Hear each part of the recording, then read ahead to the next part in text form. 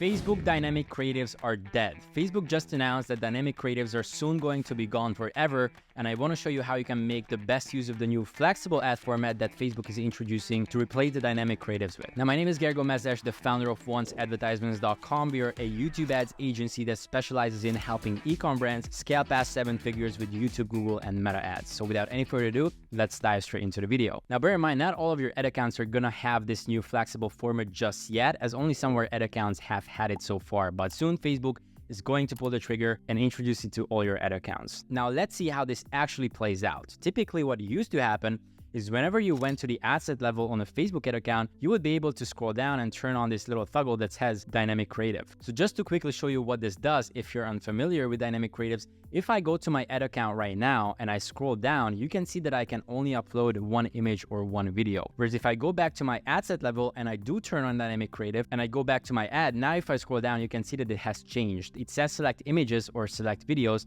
and I can select 10 assets. Now you should never go as far as selecting 10 assets. In fact, here's our structure that you can literally copy paste for your own campaigns. It looks something like this. So we have one prospecting campaign, so a CBO campaign. Under it, we have 3 main ad sets running at any given point, sometimes even more, right? For those of you who are unfamiliar with DCTs, they mean dynamic creative testing. So 3 main ad sets, aka DCTs, to start a new ad account with, where each ad set would have this dynamic creative toggle turned on. And then under each of these ad sets, you would have one ad as a dynamic creative test. And the way you would structure it is like this. You have 3 creatives, so 3 photos or 3 videos, 2 pieces of headlines, and 2 pieces of copy. Now, bear in mind, this is super important. All 3 creatives must be around the same concept, the same mass market desire, the same mass market awareness level, the same overall angle. The only thing you want to differentiate, though, is one slight tweak, most often that is a hook variation across all 3 creatives. Now, in terms of headlines, you would typically have one headline that is aligned with this and associated with these 3 creatives, one new copy, which is again aligned and associated with these creatives, and then you would have one of your best performing headlines and the best performing copy of your account. Now that changes slightly because here's the look into a new ad account with a flexible ad format. Because now if I go to my new ad account, you can see that if I go to the ad set level and I go to dynamic creative, it's still there. But as you can see, it says, hey, dynamic creative will be going away soon. Until then, using dynamic creative will enable the flexible ad format. And this is the new format for which Facebook is replacing DCTs or dynamic creative testing with. Now, when you actually read into what flexible ad format is, you'll soon realize that it's the exact same thing of a dynamic creative test, okay? The exact same thing. But now, instead of being at the ad set level, it simply has been moved at the ad level. And seriously, this is the only difference. And to be honest, I think it makes a lot of sense because if you think about it, the dynamic creative test has nothing to do with the ad set level. It always happens at the ad level. So why is this a toggle on the ad set level? So finally, now it makes more sense with Facebook moving this to the ad level. Now, I hope this is understandable so far, but if it's unclear or you have any paid ads related questions, I have a free community dedicated to helping you grow with advanced digital marketing. You have the chance to ask your questions as you have direct access to me and my team to work on resolving your issues. So if you're interested, you can find the link in the description below and hope to see you inside. Now, moving on, if I go back to my ad set level on this new ad account, here you can see I cannot turn on dynamic creative. So what I can do instead is go to my ad level, and if I scroll down, you can see that there's a new format. There's single image or video, cursor, collection, and there's the flexible ad format. So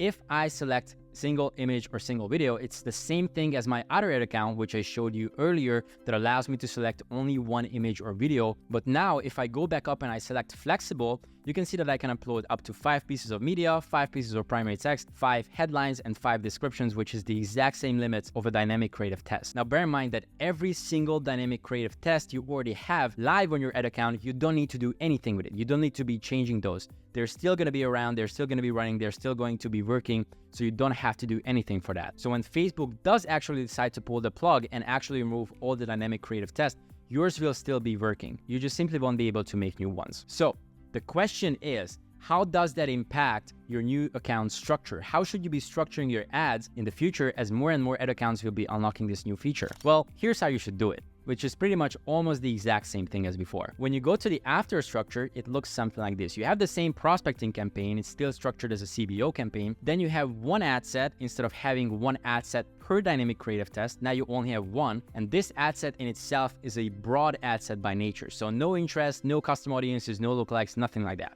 And then all you do is you would build your ads under the same ad set. And instead of optimizing here, because what I would typically do is I would always optimize at the ad set level. I would never really kill an ad because I would just always kill an ad set because one ad set used to equal one dynamic creative test ad. Whereas now you optimize all the way back at the ad level. If an ad works, you scale it. If it doesn't work, you kill it, just because these are flexible ads right now. And then you just keep the same structure. The same 3-2-2 method works just as well as it did before. So you have 3 pieces of creatives, 2 pieces of headline, and 2 pieces of copy, all under the same flexible ad format. So instead, again, you just go to the ad level right here, and then you would upload your 3 creatives. So 3 out of 10. You would upload 2 out of 5 and then 2 out of 5 right here when it comes to the headline. I typically don't do descriptions. I leave this empty for the most part. I just don't think that it has that big of a value or impact into my ad accounts, but you're more than welcome to do it because it's just free real estate. But moving on, just to show you, if you wanted to make a new iteration or a new test of creatives, instead of going to the ad set level and duplicating the ad set, now you have only one ad set and you would call it, let's say, broad. Then you just simply come to the ad level and duplicate the ad itself. So basically now you just keep stacking ads under the same ad set. Just one thing to mention, I'm not sure why Facebook hasn't done it yet, but if you follow this structure, it looks a lot like an Advantage Plus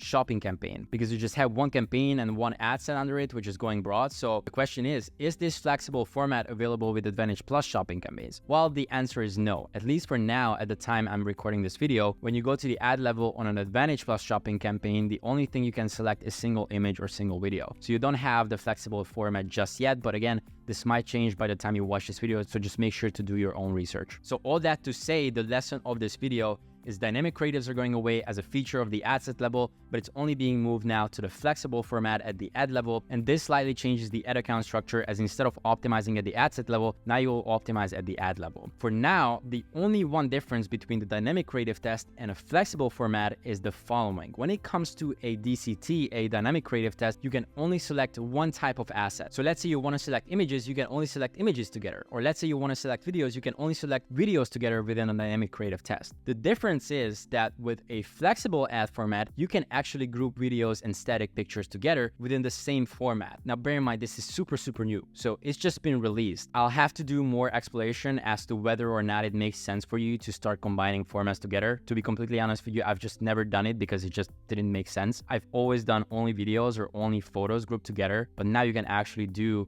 both at the same time. So I'll most likely be putting that to the test and letting you guys know whether or not this is something that is useful to do in your ad accounts moving forward. Now, if you've made it all the way through this video and you're an e-com brand owner wanting to work with paid ads partner on YouTube, Google, and Meta, click the link down below and book a call with one of our dedicated representatives at onceadvertisements.com. I hope this video was valuable. Let me know in the comments if you have any questions, and I'll catch you in the next one. Cheers.